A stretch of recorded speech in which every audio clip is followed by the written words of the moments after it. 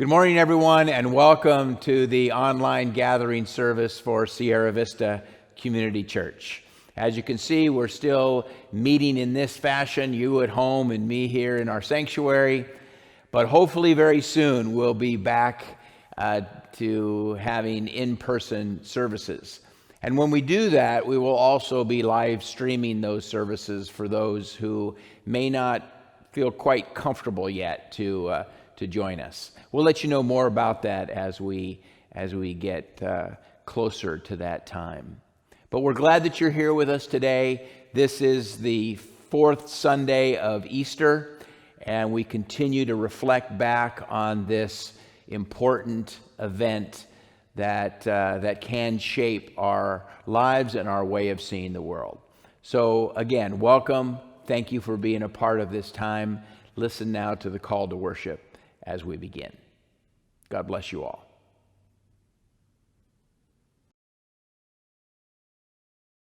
Psalm 98. Oh, sing to the Lord a new song, for God has done marvelous things. The Lord has made known the victory, God's vindication in the sight of the nations. God's steadfast love and faithfulness is remembered to the house of Israel. All the ends of the earth have seen the victory of our God. Make a joyful noise to the Lord, all ye earth. Break forth into joyous song and sing praises. Sing praises to the Lord with the lyre and the sound of melody. With trumpets and the sound of the horn, make a joyful noise before the Lord. Let the sea roar and all that fills it, the world and those who live in it. Let the floods clap their hands. Let the hills sing together for joy at the presence of the Lord. For God comes to judge the earth with righteousness and equity.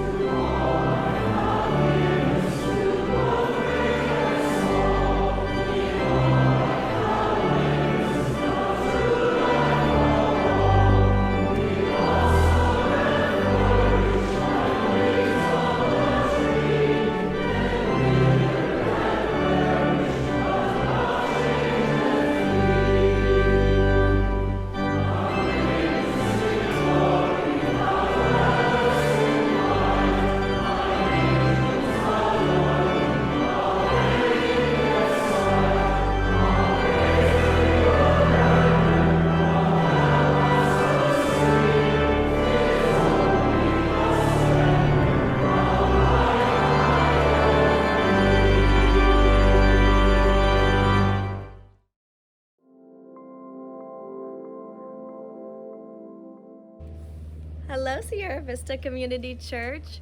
It's so great to see you all. I'm so excited to celebrate Earth Day with you.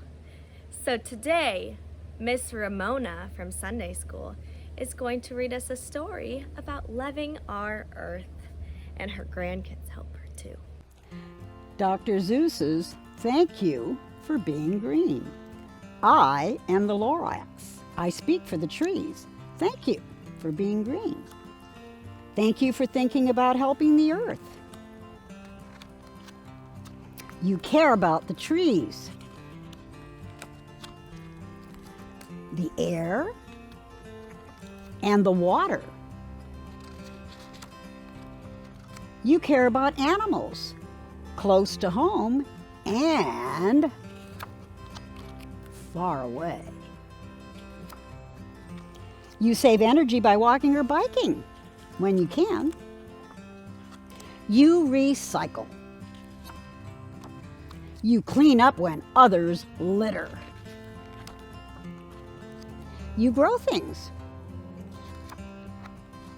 Because you are green, our future looks brighter. Thank you. Happy Earth Day. Thank you so much, Miss Ramona, for that beautiful book. Thank you for reminding us how we can help our environment and help make our Earth even more beautiful.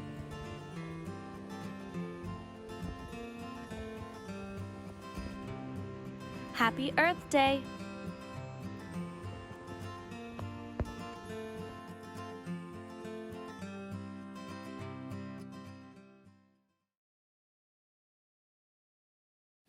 John 17:20 through 26. I ask not only On behalf of these, but also on behalf of those who will believe in me through their word, that they may all be one.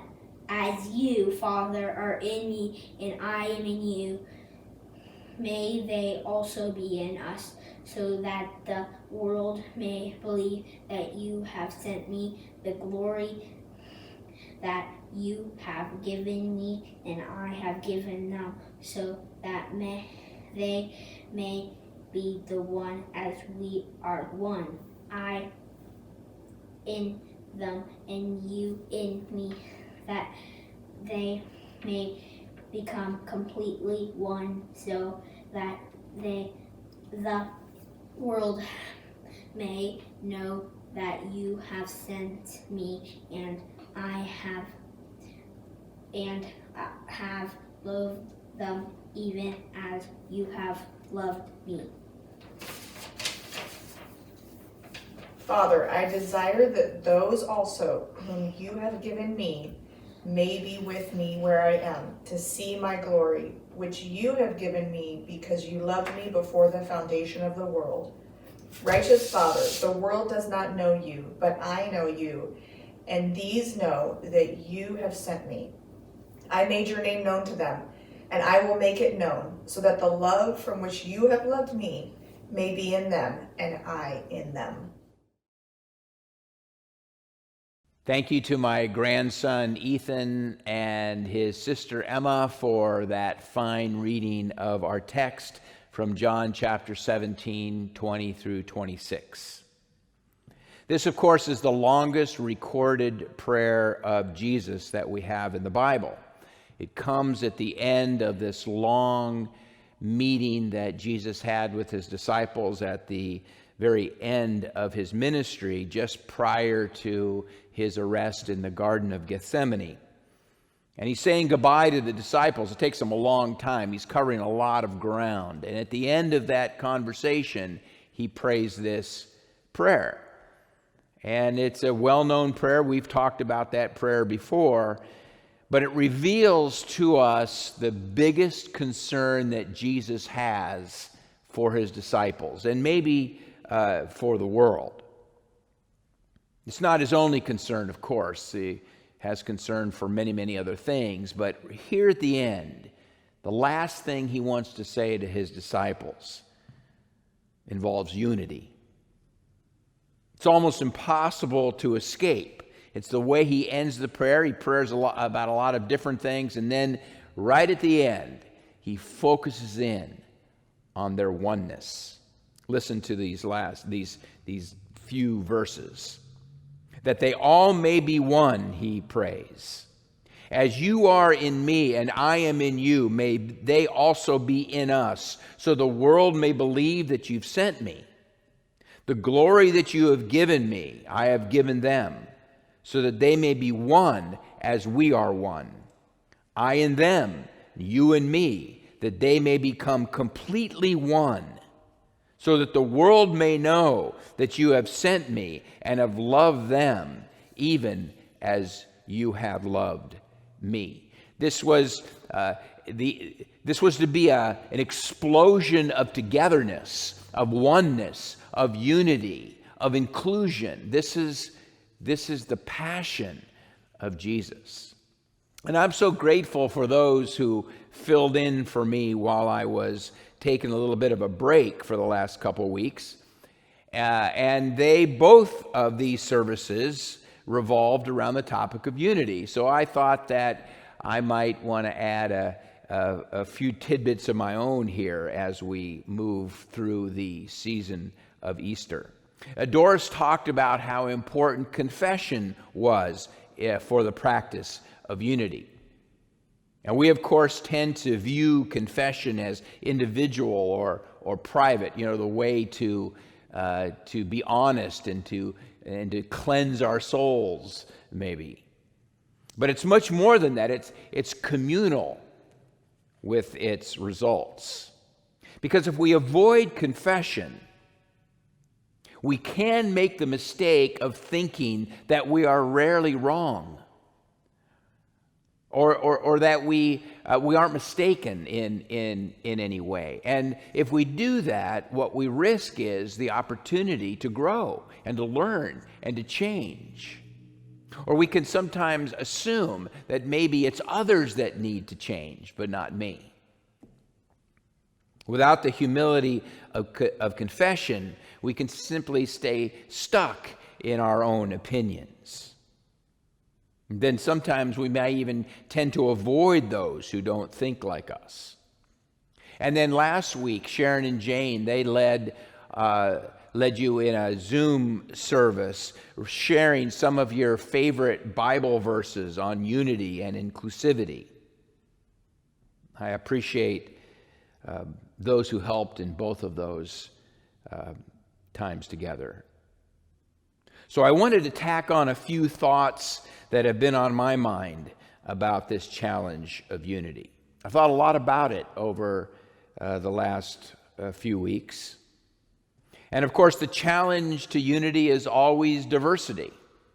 We would not have a problem with unity if we were all alike, if we all thought the same things, looked the same way, spoke the same languages. I mean, there's some even that might say that unity is idealistic and cannot be achieved in reality. And looking around at our society today, I understand the feeling. We're as divided as ever, it seems, on everything. And there's hardly a topic or an issue that does not create extreme division in the way we think or the way we see. And maybe the strategy for achieving unity, we think, is to get others to see things my way. That if I can get others to see things my way, then we'll become more and more one, is our thought. The mistake we often make is to envision a world where everybody's on the same page with everything. But the fact is, real unity requires diversity.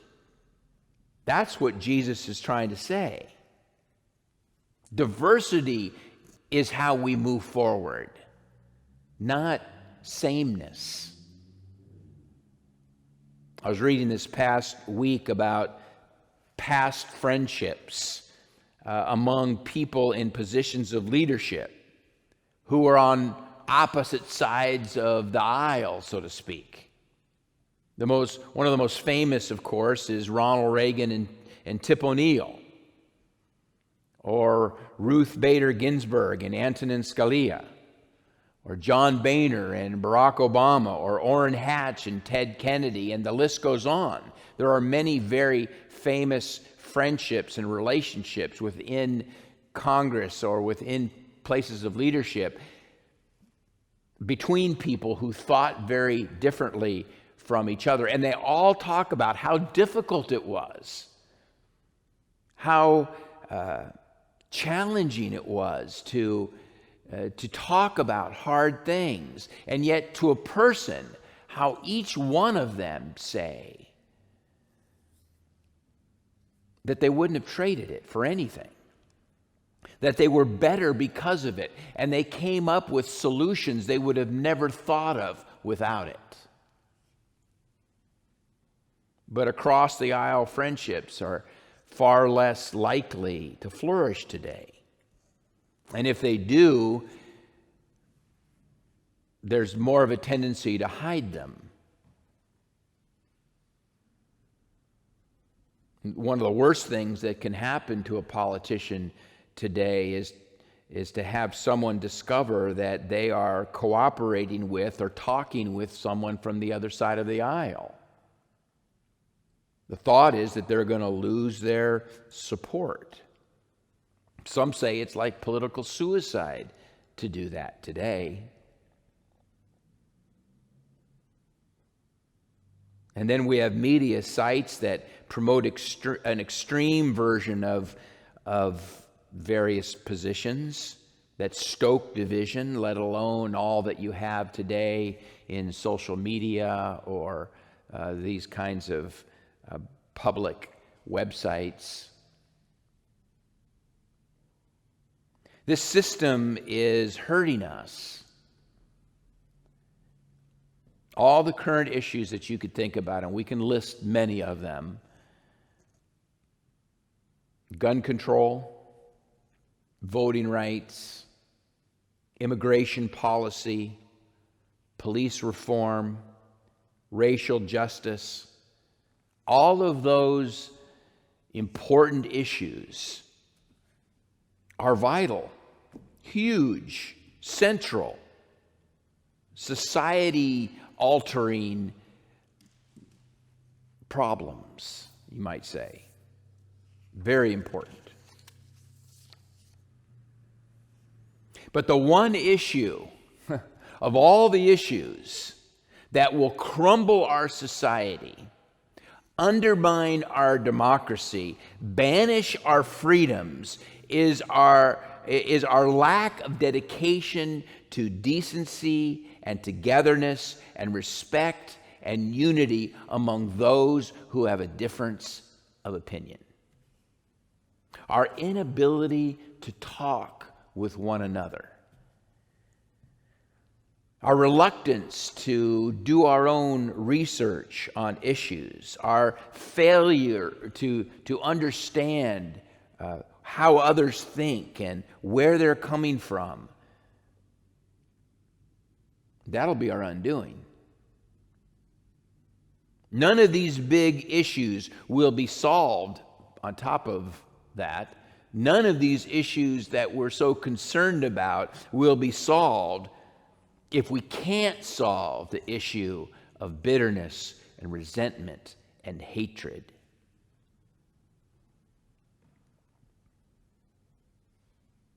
When we want our way at any cost,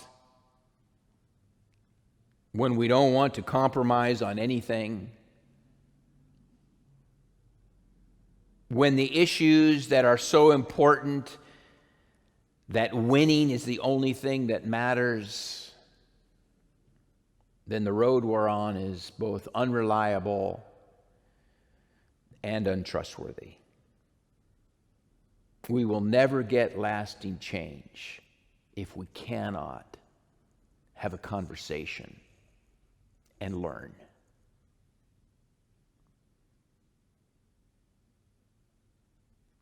Jesus' greatest, and some say his only vision for society was a vision of a world unified in love, forgiveness, togetherness, and kindness, not sameness. We must find a way to preserve both sides, both parties, let me just put it that way.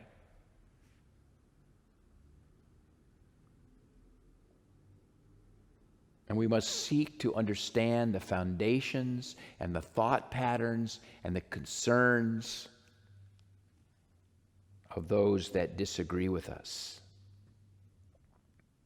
Jesus viewed differences not as an obstacle, but rather as an asset for growth and progress. Also, a protection against the strategy of manipulation and control and coercion. Strategies that leave huge swaths of our population out of the conversation. The most dangerous part of our current political divisions and polarization, the most dangerous part is the seemingly lack of relationship between those who don't agree. I mean, even family members are having a hard time talking to each other or listening to each other.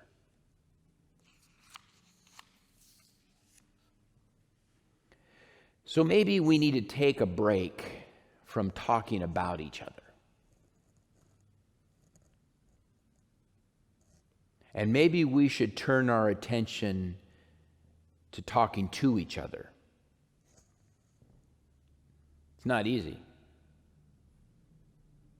Tons of landmines. More and more people are finding it way easier to avoid those who don't think like me. It just doesn't seem worth it, actually.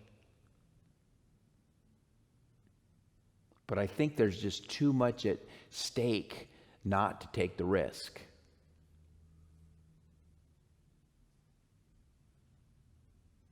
In the Zulu language, a language of South Africa, there's a very unique word in the language that generally means connection. The word is Ubuntu. And it's sometimes translated, I am because you are. I've mentioned it a few times before, but I want to read a little section from Jacob Leaf's book, I Am Because You Are. It's a section, it's a quote from Archbishop Desmond Tutu. And he talks here a little bit about Ubuntu. Ubuntu is very difficult to render into a Western language. It speaks of the very essence of being human.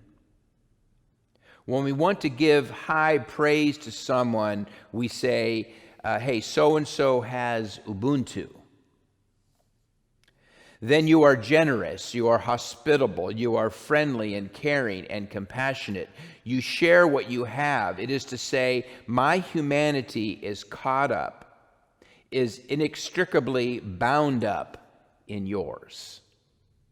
We belong in a bundle of life. We say a person is a person through other persons. It is not, I think, therefore I am. It says rather, I am human because I belong. I participate, I share. A person with Ubuntu is open and available to others, affirming of others, does not feel threatened by others. I don't know if we have a word for it in English. Ubuntu. I am because you are. So, maybe a challenge for us. Maybe we should find someone from another persuasion, from another party, who thinks differently than we do, someone with whom we can make a covenant, a promise. Instead of avoiding politics and the social issues of the day, to make a covenant to talk about them. I mean, you're going to need to wade through a whole bunch of information that doesn't necessarily represent what you've been thinking, but it's a good practice. We can practice how to listen. We can practice how to bear with one another in love, as we read in Ephesians. So ask questions. Try to say things that you've not just heard, but maybe carefully researched. Learn how to be curious.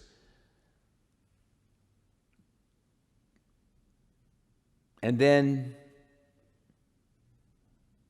be willing to be wrong or corrected, or to add some nuance to your ideas. You won't want to do it. I mean, no one wants to do this.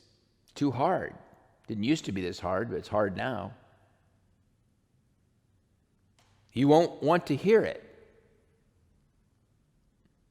I mean, you both may have to agree to turn off the TV news as you get started. You'll have to do your best to not use labels or insults. Labels and insults, never really changed anyone.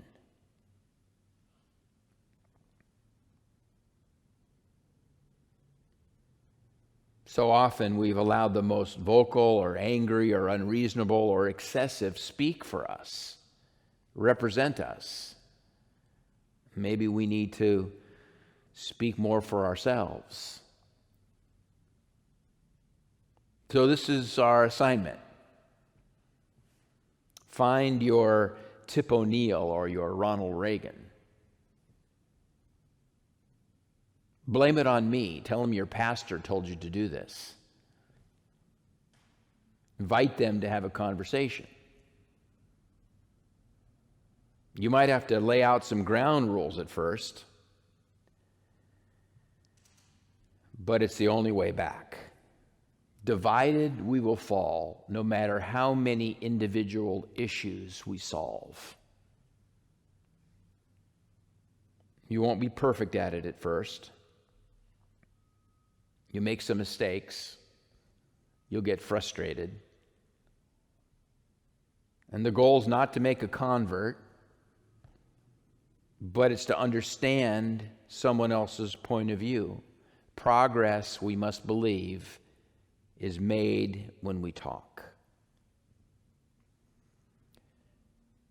Let's be the answer to Jesus' prayer for oneness. Paul proclaimed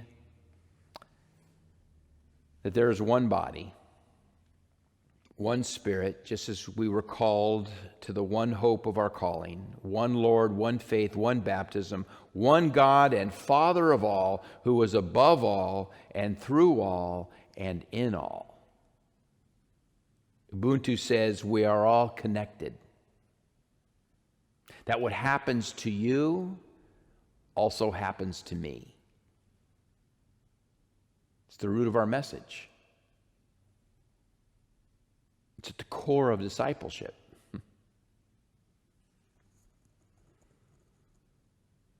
I am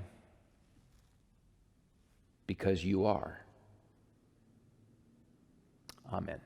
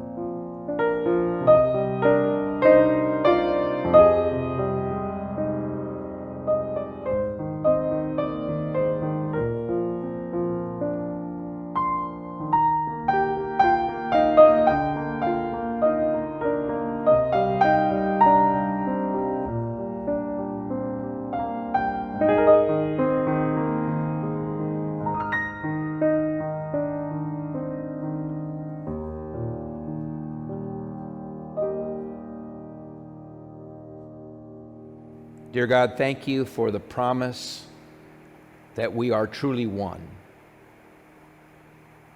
The challenge that we can be one if we have love for one another. It is not easy. We live in a complicated society with many complicated problems. But help us to remember that our point of view is not the only point of view needed. That there are other ways to think, other considerations, other values and ideas. Help us to believe that together we can solve problems, but that we need one another to do it. We live in a world that is so full of strong and harsh opinions towards those who think differently. Help us to break through that barrier. Help us not to be afraid. Help us to have courage to listen and speak with those who are seeing things in another way. We need your help and your strength. Help us believe that there is more going on among us than what we can see. Help us take a step in that direction. Guide us as a church how we can best help society, how we can best contribute to the health of our community.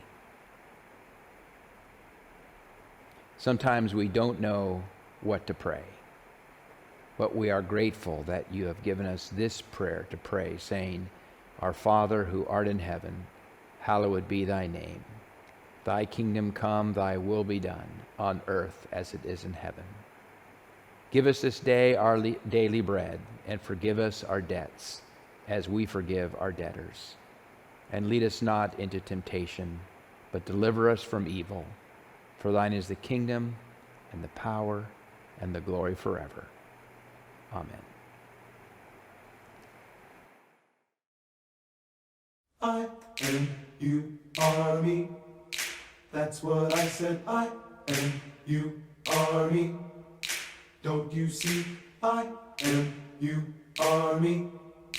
That's what I said. I am you are me. Don't you see? I am you are me. That's what I said. I am you are me.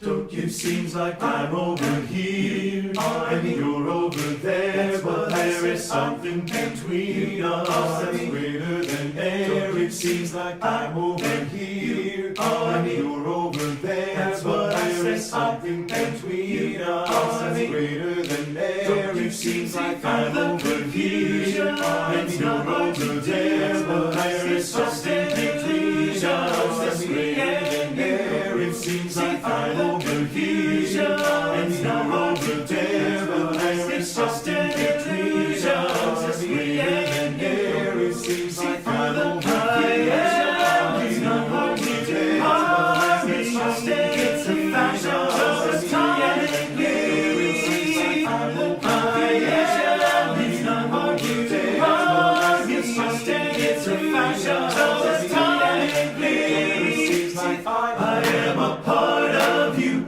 you are a part of me, and so together we are one body. I am inside your head, you are inside my heart. We fit together, perfect from the start. I am, you are me. That's what I said. I am, you are me.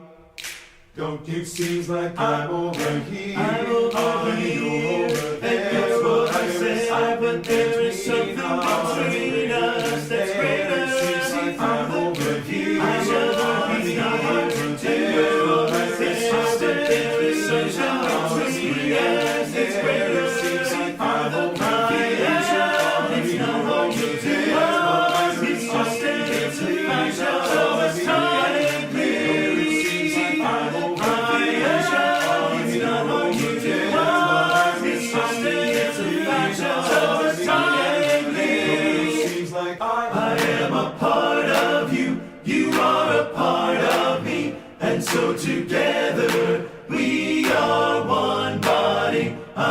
inside your head, you are inside my heart.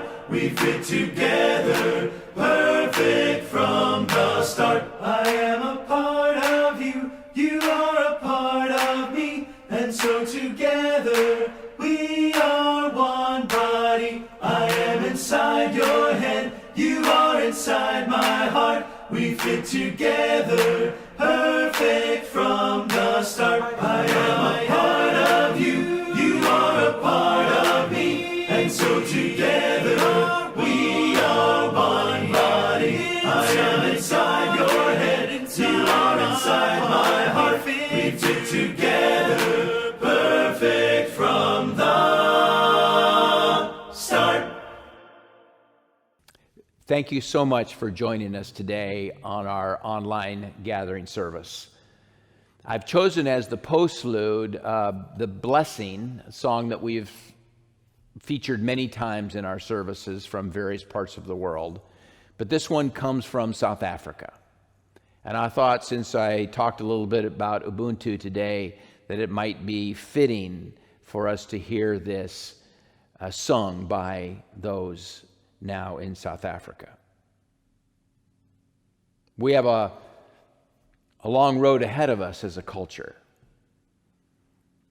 We as a church want to participate and help, but sometimes we don't know how to help.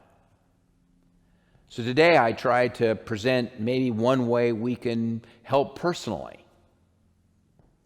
We can communicate. We can find someone to talk with rather than just listening to people that help us feel good about what we think. Maybe we can listen, find ways to listen to those who think in a different way. It doesn't mean you have to agree, but it means we need to be able to be open to the fact that we're not the only voice in the room. Let's try it. I'd love to hear some of your stories about how that goes. So let me lead you in our commission and blessing, and then we'll be finished this morning. Go into the world with assurance, hope, and promise. The grace of the Word of life rest upon you, the love of the source of life embrace you, and the transforming power of the breath of life help, strengthen, and surprise you this day and all your days. Amen. Grace and peace be with you.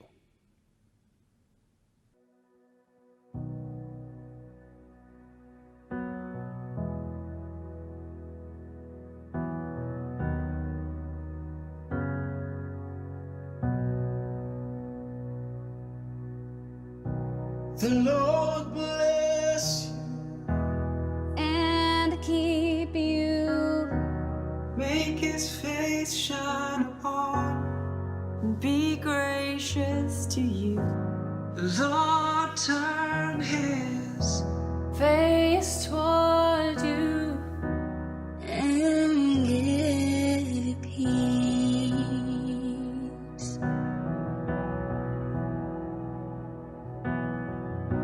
The Lord bless you and keep you.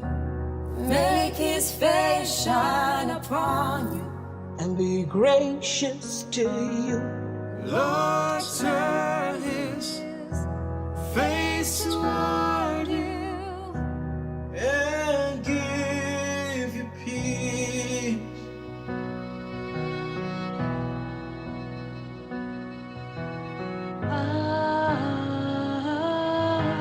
Amen. Amen. Amen.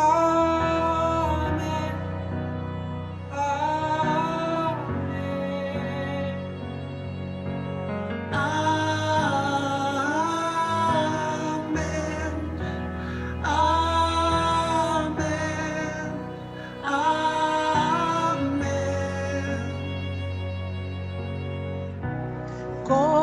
Kosekelela ikugcine Kaisubusoba Nibabale Kosik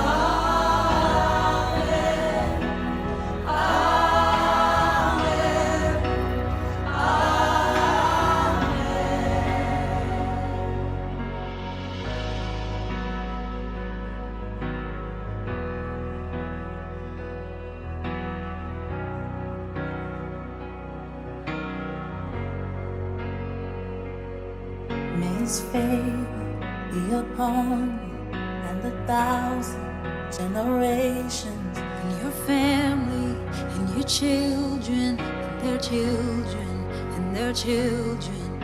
His favor be upon you and 1,000 generations, and your family, and your children, and their children, and their children. Tikelele mabenawe nezizuku banezakho nosapho lwakho nabantwana nezizuku banezabo. Tikelele mabenawe nezizuku banezakho nosapho lwakho nabantwana nezizuku banezabo. May His presence go before you and behind you and beside